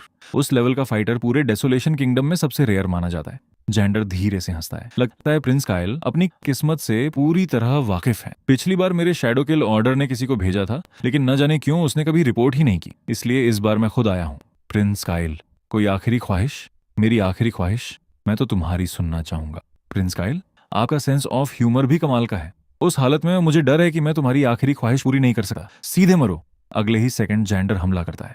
प्रेशर की एक खौफनाक लहर मेरे शरीर को लगभग कुचल ही देती है। ये देकर मैं बिना किसी झिझक के चिल्लाता हूँ, ड्रेवेन, दरवाजा बंद करो और इसे काटो। अभी शब्द पूरी तरह खत्म भी नहीं हुए थे कि अंधेरे में से एक खौफनाक ऑरा निकलता है और पल भर में जेंडर पर लॉक हो जाता है। जेंडर, जो मुझ पर हमला करने ही वाला था, अचानक मुंह से खून की उल्टी करता है। वह जमीन पर गिर पड़ता है और पूरे खौफ के साथ मुझे घूरता है। ये क्या है? यहाँ एक सोवेरियन का ऑरा क्यों है? ड्रेवन परछाइयों से बाहर निकलता है और ठंडे टोन में कहता है, मेरे लॉर्ड पर हमला करोगे तो मरोगे, कोई एक्सेप्शन नहीं। मेरे लॉर्ड शब्द सुनते ही जेंडर दंग रह जाता है। एक सोवेरियन लेवल का फाइटर अभी अभी मुझे अपना लॉर्ड बुला रहा था। ये कैसे पॉसिबल है? ड्रेवन उसे एक शब्द भी बोलने का मौका नहीं देता। एक बेपरवाह वार के साथ जेंडर का सिर उसके शरीर से अलग हो जाता है। ठीक उसके बाद मैग्नस और फेनरिस भी बाहर आते हैं। फेनरिस जेंडर की लाश के चक्कर लगाता है और बोलता है, काइल, पिछली बार कोर फॉर्मेशन का कोई कमजोर इंसान तुम्हें मारने की कोशिश कर रहा था। इस बार ये एक इंपीरियल पीक है। तुमने आखिर किससे पंगा लिया है? लेकिन एक बात है जो वह बिना कहे छोड़ देता है। क्या अगली बार मुझे मारने के लिए सच में कोई सेंट आने वाला है? मैं बस मुस्कुराता हूँ और कुछ नहीं कहता। फिर मैं ड्रेवन की तरफ मुड़ता हूँ। पहले इस लाश को ठिकाने लगाओ। ड्रेवन सिर हिलाता है और काम पर लग जाता है। शैडोकिल ऑर्डर का वाइस मास्टर अभी अभी यहाँ मरा है। ये वेंस के लिए सिरदर्द बनने वाला है। शैडोकिल ऑर्डर को बेवकूफ बनाना आसान नहीं है। वेंस की रातों की नींद पक्का उड़ गई होगी। कौन जाने अगली बार वो किस लेवल के फाइटर को भेजेगा। मेरा वह आधा अधूरा भाई मुझे मरा हुआ देखना चाहता है। हर किसी को यह बात पता है, लेकिन मैं उसे कामयाब नहीं होने दूंगा। डेसोलेशन किंगडम के रिसोर्सेस को देखते हुए वेंस मेरे पीछे किसी सेंट को तो बिल्कुल नहीं भेज सका। ज्यादा से ज्यादा वो कोई एपेक्स लॉर्ड होगा या शैडोकिल ऑर्डर का हॉल मास्टर। जो भी हो, मुझे जितनी जल्दी हो सके और ताकतवर बनना होगा।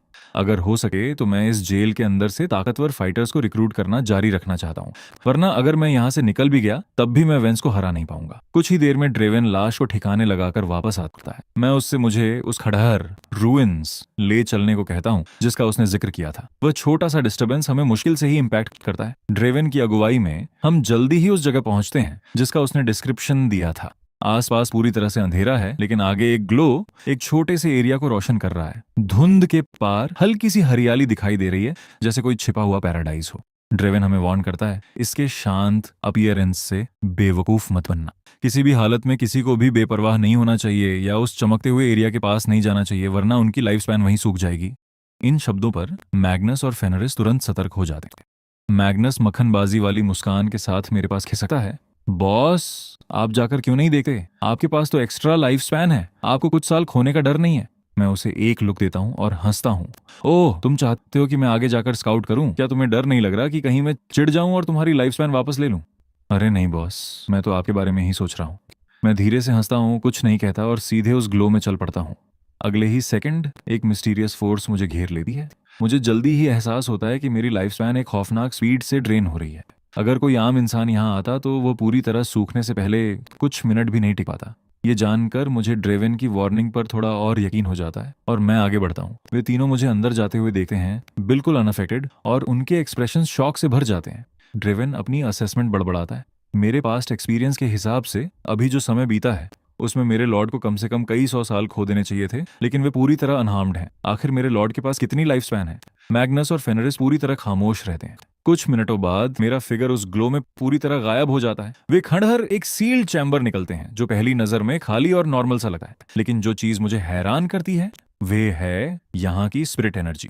ये अविश्वसनीय रूप से डेंस है, बाहर की दुनिया से आसानी से दर्जनों गुना ज्यादा कंसंट्रेटेड। स्पिरिट एनर्जी का ये लेवल पूरी तरह से रेयर नेचुरल ट्रेजर्स को जन्म दे सकता है, लेकिन मुझे कोई लेजेंडरी हॉली एलिग्लेजर नहीं दिखा, सिर्फ एक क्रिस्टल सार्कोफेगस दिखा है। वह सार्कोफेगस खास स्पिरिट जेड से बना है। जेड लगातार स्पिरिट एनर्जी रिलीज करता रहता है, जिससे आखिरकार पूरा चैम्बर भर जाता है। इससे यहाँ की डेंस एनर्जी की वजह समझ आती है। मैं सार्कोफेगस के पास जाता हूँ और अंदर झांकता हूँ। वहां एक यंग महिला लेटी है। वो उस क्रिस्टल सार्कोफेगस में किसी परी कथा की स्लीपिंग ब्यूटी की तरह आराम कर रही है, लेकिन दुख की बात है कि वह मरी हुई लगती है।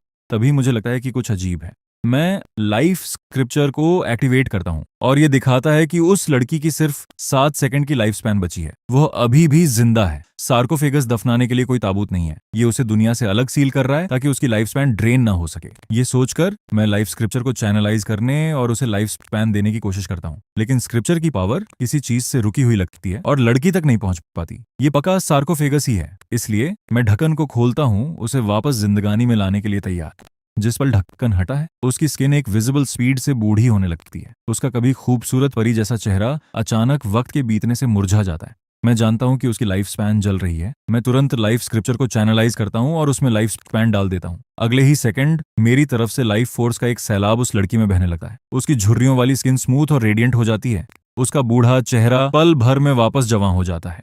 एक बार फिर वह किसी पेंटिंग से निकली मूर्त जैसी बन जाती है। मैं उसे 10 साल की लाइफ स्पैन देता हूँ। उसे लाइफ स्पैन देने के बाद मैं अपनी आंखें उस पर ही टिकाए रखा हूँ, उसके जागने का इंतजार करते हुए। कुछ सेकंड्स बाद वह लड़की धीरे से अपनी आंखें खोलती है और पूरी क्यूरियोसिटी के साथ मेरी तरफ देखती है। उससे कोई स्पिरिट एनर्जी नहीं निकल रही है। वह एक आम इंसान जैसी लगती है, लेकिन मैं इस बात पर एक सेकंड के लिए भी यकीन नहीं करता। वह पूछती है, तुम कौन हो? मैं मुस्कुराता हूँ। मैं वही हूँ जिसने तुम्हारी जान बचाई है। मैं ही वजह हूँ कि तुम अभी जागी हो। वैसे तुम यहाँ क्यों थी और तुम इस चीज के अंदर सील क्यों थी? मैं क्रिस्टल सार्कोफेगस की तरफ इशारा करता हूँ। अगर मैं गलत नहीं हूँ तो ये सार्कोफेगस किसी खास मटेरियल से बना होना चाहिए जो लाइफ फोर्स को पूरी तरह ब्लॉक कर देता है, लेकिन वह लड़की बस अपना सिर हिलाती है। मुझे नहीं पता। ये सुनकर मैं थोड़ा उलझन में पड़ जाता हूँ। उसे नहीं पता क्या उसकी याददाश्त चली गई है? तो मैं फिर से पूछता हूँ, फिर तुम क्या जानती हो? तुम्हें क्या याद है? मुझे कुछ भी नहीं पता। मेरे दिमाग में धीरे धीरे एक आइडिया शेप लेने लगता है। अगर उसकी बात सच है तो अभी वह एक बिल्कुल ब्लैंक स्लेट है। वो भले ही जीरो स्पिरिट एनर्जी दिखाए, लेकिन कोई चांस नहीं है कि वह सिर्फ एक आम इंसान हो। एक ब्लैंक स्लेट। मैं उसे जैसा चाहूं वैसा ढाल सका हूं। अगर सही से किया जाए तो मैं उसकी एब्सोल्यूट लॉयल्टी हासिल कर सका हूं। किंगडम के प्रिंस के रूप में मेरी शुरुआती कमजोरी की वजह से मेरे बगल में कभी कोई सच में भरोसा करने लायक इंसान नहीं रहा। मेरे सामने खड़ी ये लड़की इन्वेस्ट करने लायक है, इसलिए मैं उससे कहता हूँ, अब से तुम मेरे साथ रहोगी। लड़की सिर हिलाती है, फिर खोजी आंखों से मेरी तरफ देखती है और पूछती है, मैं कौन हूँ? तुम एवरा नाम से जानी जाओगी, और इस पल से तुम मेरी हो, मैं आपकी हूँ। इसका क्या मतलब है? बिल्कुल वही जो सुनने में लगता है। तुम मेरे साथ रहोगी, मेरे ऑर्डर्स फॉलो करोगी और जो मैं कहूंगा वही करोगी। मैं जो भी कहूँ तुम मानोगी, समझी? क्यों? क्योंकि तुम मरने वाली थी और मैंने तुम्हें जिंदगी दी है। अब से तुम्हारी जिंदगी मेरी सेवा में है। मैं मरने वाली थी, बिल्कुल सही। जैसे अपनी बात साबित करने के लिए मैं लाइफ स्क्रिप्चर को एक्टिवेट करता हूँ और इसे इवरा को दी गई लाइफ स्पैन से कनेक्ट करता हूँ, जिससे वो अपने अंदर बहती लाइफ फोर्स को महसूस कर पाती है। इवरा अपनी आंखें बंद करती है। कुछ सेकंड्स बाद वो उन्हें खोलती है और बड़बड़ाती है, मैं समझ गई मास्टर। मैं सेटिस्फाइड स्माइल के साथ उसका सिर थपथपाता हूँ। तुम्हें मुझे मास्टर बुलाने की जरूरत नहीं है। मैं तुम्हें मेरा नाम इस्तेमाल करने दूंगा कायल। इस तरह की लड़की को अपनी तरफ करना मेरे मूड को काफी खुश मिजाज कर देता है। मैं इवरा से इस जगह के बारे में पूछते हुए एरिया को एक्सप्लोर करना शुरू करता हूँ। इवरा अपना सिर हिला देती है। अभी वो एक नवजात बच्चे की तरह है जो मेरे और अपने आसपास की दुनिया के बारे में क्यूरियोसिटी से भरी है। मैंने उसका नाम इवरा इसलिए रखा क्योंकि यहाँ आने से पहले ड्रेवन ने मेंशन किया था कि लॉन्गेविटी एम्परर का डाव यहाँ हो सकता है, इसलिए मैंने बस आगे बढ़कर एटर्नल लाइफ से जुड़ा शब्द चुन लिया। आखिर कोई यह भी नहीं जानता कि लॉन्गेविटी एम्परर एक मर्द था या औरत। इसे मेरा थोड़ा अजीब सेंस ऑफ ह्यूमर कह लो। तभी इवरा बोल पड़ती है, कायल क्या आप कुछ ढूंढ रहे हैं? मैं सिर हिलाता हूँ। हाँ ये सही है, यहाँ एक हॉली एलिग्लेजर होना चाहिए, मैं उसे ढूंढना चाहता हूँ। क्या आपका मतलब दो सींगों वाले उस पौधे से है? दो सींगों वाला पौधा कहाँ? वहां पर। मैं उस तरफ देखता हूँ जहां वह इशारा कर रही है। वह सिर्फ एक दीवार है, वहां कुछ भी नहीं है। कम से कम मुझे तो उतना ही दिख रहा है। मैं थोड़ा मुंह बनाता हूँ, क्या तुम श्योर हो? इवरा सिर हिलाती है। उसकी श्योरिटी देकर मैं इसे सीरियसली लेता हूँ। अगर इवरा सही है तो हॉली एलिग्लेजर छिपा हुआ होना चाहिए। मैं इस दीवार को तोड़कर पता लगाने का फैसला करता हूँ। शायद मेरी किस्मत अच्छी हो। मैं इवरा से मेरे पीछे खड़े रहने को कहता हूँ। फिर एक सोच के साथ डेसोलेशन ब्लेड मेरे हाथ में आ जाती है। अगले ही सेकंड मैं उस ब्लेड में पावर डालता हूँ। हजारों सालों की लाइफ स्पैन पल भर में भाप बनकर उड़ जाती है, जिससे डेसोलेशन ब्लेड की पावर सीधे वॉइड पियर्सिंग लेवल तक पहुंच जाती है। लेकिन ये अभी भी काफी नहीं था। मैं इसके ऊपर ब्लड फायर बर्स्ट आर्ट को ट्रिगर करता हूँ। एक ही बार में फिर से कई हजार सालों की लाइफ स्पैन जलाते हुए मेरी पावर एक बार फिर ब्रेक थ्रू करती है और सोवेरियन लेवल पर पहुंच जाती है। मैं एक दहाड़ लगाता हूं और ब्लेड को घुमाता हूं। तलवार की एनर्जी की एक खौफनाक लहर तूफान की तरह निकलती है और पूरे स्पेस में फैल जाती है। मेरी असली कल्टीवेशन भले ही बहुत कम हो, लेकिन 10,000 से ज्यादा सालों की लाइफ स्पैन जलाकर मैं इस एक स्ट्राइक को अनइमेजिनेबल पावर तक पहुंचा देता हूं। तलवार की एनर्जी एक तबाही भरे ब्लास्ट के साथ दीवार से टकराती है। शॉकवेव से जमीन और आसमान कांप उठते हैं। उस शॉकवेव का बैकलाश मेरी बर्दाश्त से बाहर है। मैं लड़खड़ाता हूं और लगभग गिरने ही वाला होता हूं, लेकिन अगले ही सेकंड जमीन पर गिरने के बजाय मैं एक सॉफ्ट आलिंगन एम्ब्रेस में जा गिरता हूं। मैं हैरान होकर ऊपर देखता हूं तो पाता हूं कि इवरा ने मुझे थाम लिया है। ये मुझे चौंका देता है। मैं उससे पूछता हूं कि क्या वह ठीक है। वह अपना सिर हिलाती है। तूफान अभी भी हमारे चारों तरफ गरज रहा है, फिर भी इवरा ऐसे खड़ी है जैसे वह इस दुनिया से बिल्कुल अलग हो। उस बवंडर का उस पर कोई असर नहीं पड़ता, यहाँ तक कि उसके बालों का एक लट भी नहीं हिलता। मैं उसके बारे में अपनी सोच में एक और बात जोड़ने से खुद को रोक नहीं पाता। बेहद रहस्यमय। मैं इवरा से मुझे खड़ा करने में मदद करने को कहता हूँ। वह बिना झिझक मानती है और मुझे उठाने लगती है, लेकिन तभी एक छोटी सी गड़बड़ हो जाती है। तेज तूफान अभी भी चल रहा था और मैं फिर से अपना बैलेंस खो देता हूँ। लगभग दूसरी बार गिरते गिरते बचता हूँ। खुशकिस्मती से मैं सही वक्त पर इवरा को पकड़ लेता हूँ। कुछ सेकंड्स बाद आखिरकार तूफान थमता है। मैं राहत की सांस छोड़ता हूँ। उस वार के पीछे की पावर बहुत ज्यादा थी, लेकिन मेरा कल्टीवेशन लेवल बहुत कम है। इसे बेपरवाही से यूज करने पर सिर्फ बैकलाश ही मिलेगा। अब से इसे कम ही इस्तेमाल करना बेहतर होगा। लेकिन अपने बगल में खड़ी लड़की को देखकर मैं उलझन में पड़े बिना नहीं रह पाता। शुरू से लेकर अंत तक उस पावर का उस पर जरा भी असर नहीं पड़ा। भले ही वह बिना किसी कल्टीवेशन के पूरी तरह से एक आम इंसान जैसी दिखती है, फिर भी आखिरकार वह मेरी है। इन सवालों का इंतजार किया जा सकता है। मेरे पास इन्हें समझने के लिए बहुत समय है। अभी के लिए मेरी दिलचस्पी उस लेजेंडरी हॉली एलिग्लेजर में ज्यादा है। जल्दी ही जब धूल बैठती है तो मेरे सामने एक परछाई दिखाई देती है। जमीन पर जिनसेंग के आकार का एक पौधा पड़ा है। इसकी पत्तियों पर दरारें पड़ी हैं और इसका शरीर फ्रैक्चर से भरा हुआ है। ऐसा लगता है जैसे यह बुरी तरह घायल हो गया हो। जिस पल मैं इस पौधे को देखता हूँ मेरी सांसें थम जाती हैं। ये अनडाइंग जिनसेंग है। अनडाइंग जिनसेंग अपने नाम की तरह दो बेहद ताकतवर एबिलिटीज रखता है, हीलिंग और लाइफ स्पैन बढ़ाना।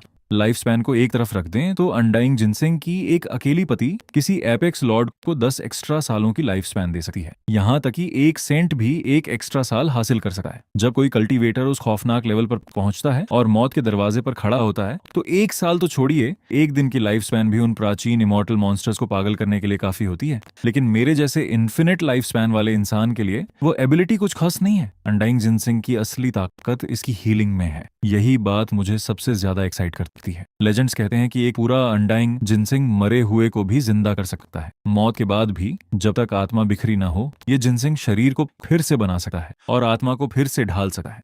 इसके अलावा जिनसेंग के एसेंस की सिर्फ एक बूंद ही एक बेहद असरदार हीलिंग एलिग्लेजर बनाने के लिए काफी है। कहते हैं कि यह दवा किसी भी ऐसे इंसान को पूरी तरह ठीक कर सकती है जिसकी एक सांस भी बाकी हो, यहाँ तक कि कटे हुए अंगों को भी वापस उगा सकती है। और इसके असर के लिए वक्त का इंतजार नहीं करना पड़ता, ये तुरंत असर दिखाती है। मेरी तो जैकपॉट लग गई। आखिरकार हॉली एलिग्लेजर अनमोल होते हैं। उन्हें हॉली एलिग्लेजर इसीलिए कहा जाता है क्योंकि उनके असर सेंट्स पर भी काम करते हैं। डेसोलेशन किंगडम के पास हॉली एलिग्लेजर हैं, लेकिन पूरे किंगडम में सिर्फ 2 ही हैं और उन्हें पवित्र धरोहरों की तरह सुरक्षित रखा जाता है। जब तक कोई बेहद क्रिटिकल सिचुएशन ना हो, कोई उन्हें छूने की हिम्मत नहीं करता। लेकिन अब मुझे खुद एक मिल गया है, और वह भी टॉप टियर का। जब तक मैं इस अनडाइंग जिनसिंग की देखभाल करूंगा, मुझे कभी चोटों से डरने की जरूरत नहीं पड़ेगी। मैं तुरंत आगे बढ़ता हूं और अनडाइंग जिनसिंग को अपने स्टोरेज स्पेस में रख लेता हूं। ये अभी भले ही खस्ता हाल दिख रहा हो, लेकिन मैं जानता हूं कि ये सिर्फ टेम्परेरी है।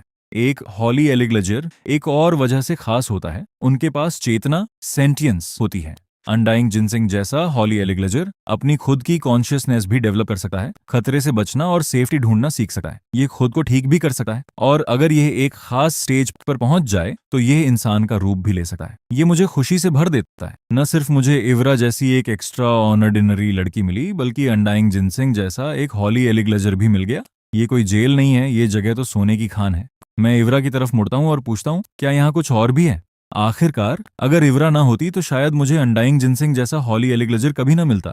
ऐसी चीज को छोड़ देना मुझे रात भर सोने न देता। कौन जाने यहाँ आसपास अनडाइंग जिनसिंग जैसे और भी छिपे हुए खजाने हों। इवरा आसपास देखती है, फिर दूसरी तरफ इशारा करती है। वहाँ एक अजीब पैटर्न है। मैं उस तरफ देखता हूँ जहाँ वह इशारा कर रही है। ये वही डायरेक्शन है जहाँ अनडाइंग जिनसिंग छिपा हुआ था। वहाँ पहले एक दीवार हुआ करती थी, लेकिन मैं उसे पहले ही तबाह कर चुका हूँ।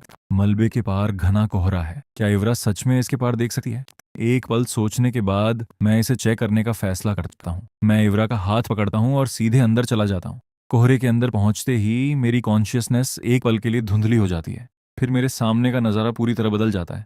अंधेरा चैम्बर गायब हो जाता है, उसकी जगह एक विशाल फैला हुआ गार्डन ले लेता है। इवरा और मैं एक बड़े घास के मैदान के सामने खड़े हैं। इसके सेंटर में जमीन पर एक अजीब पैटर्न उकेरा हुआ है। तभी मैं नोटिस करता हूँ कि हर डायरेक्शन से स्पिरिट एनर्जी इस जगह की तरफ ऐसे बह रही है जैसे समंदर के फर्श पर एक विशाल बवंडर खुल गया हो, जो अपनी पहुंच में आने वाली स्पिरिट एनर्जी की हर एक बूंद को निगल रहा हो। मैं जमीन पर बने पैटर्न को फिर से देखता हूं और मुझे सब समझ आ जाता है। ये एक ग्रैंड स्पिरिट गैदरिंग एरे का फॉर्मेशन कोर है। मैं स्पिरिट गैदरिंग एरे से अनजान नहीं हूं। वे स्पिरिट एनर्जी को कंसंट्रेट करते हैं और एक ब्लेस्ड रियलम बनाते हैं, लेकिन एक को सेट करने में बहुत ज्यादा मटेरियल्स लगते हैं। एक ग्रैंड स्पिरिट गैदरिंग एरे तो उससे भी कहीं ज्यादा रिसोर्सेज मांगता है। ज्यादातर गुड पैटियंस इसे बनाने की कोशिश भी नहीं करेंगे। डेसोलेशन किंगडम के पास भी सिर्फ 3 हैं, और उनमें से एक रॉयल पैलेस में है। और डेसोलेशन किंगडम के ग्रैंड एरे सिर्फ 10 मील के दायरे को कवर करते हैं, और ज्यादा दूरी पर उनका असर कम होता जाता है। लेकिन मेरे सामने बना ये ग्रैंड एरे पक्का 100 मील में फैला होगा। ये बिल्कुल पागलपन है। इतना विशाल एरे बनाने के लिए जितने मटेरियल्स चाहिए, पूरा डेसोलेशन किंगडम भी उन्हें जुटा नहीं सका था। राजा को पता चले बिना जेल के अंदर ऐसी चीज कैसे मौजूद हो सकती है?